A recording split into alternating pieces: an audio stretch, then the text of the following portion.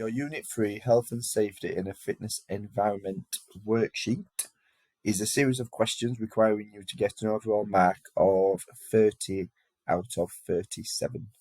For each question, there will be a minimum criteria that you need to score for each question, and then at the end of the worksheet, you will also need to achieve a minimum of 30 out of 37 as a whole, with a total of 13 questions for you to answer.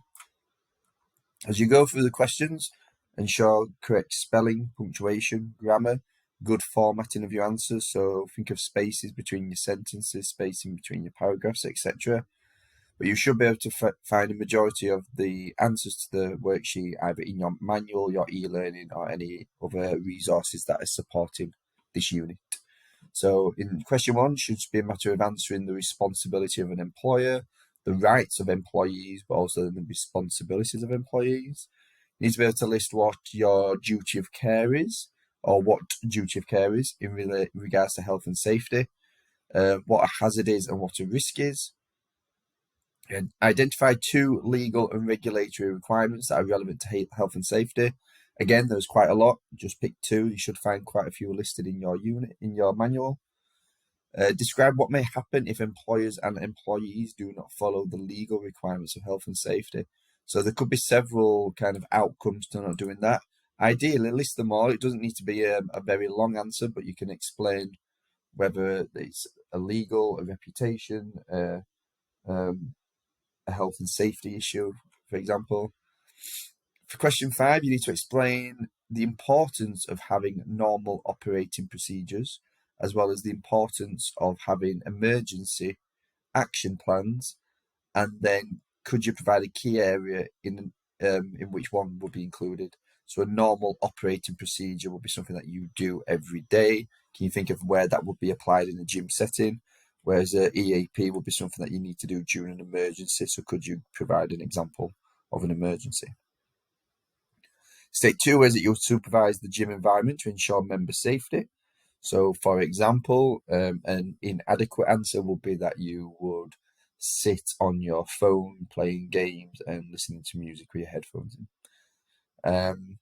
Question 7, describe how a fitness facility maintains standards of cleanliness. So could you give some examples of, yes, they'll need to clean it, but what may they have in place to make sure that certain things are cleaned at certain times of days, certain times throughout the week, month, or even the year?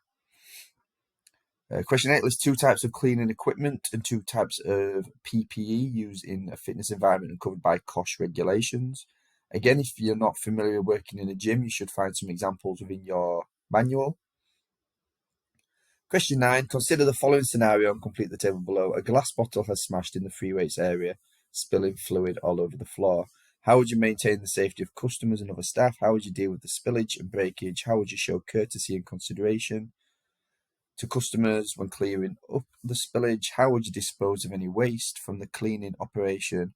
And explain the importance of safe storage and maintenance of cleaning equipment. So the first 4 questions here, think about what you would actually do in that environment. You know, how would you make sure people are safe? How would you deal with cleaning up the spillage and getting rid of the broken glass? How would you try to let people still use the facilities around the area, but show them, you know, an awareness that a certain part could be unsafe? And then how would you dispose of broken glass as well in that situation? And then this is more to show your understanding of the importance of how we're going to store stuff. So if we were to use any cleaning fluids, etc., any products, why is it important to store them safely? Question 10, 2 problems that could potentially be caused by hazardous substances. Again, hopefully you can answer those questions, but you'll find an example in your manual. 2 requirements of employers and employees as stated in the COSH regulation. So COSH is the control of substances hazardous to health. Your employer has requirements on how they may store, give you guidance, etc. But you also have requirements in regards to following them and completing those actions. Describe the importance of having a COSH assessment.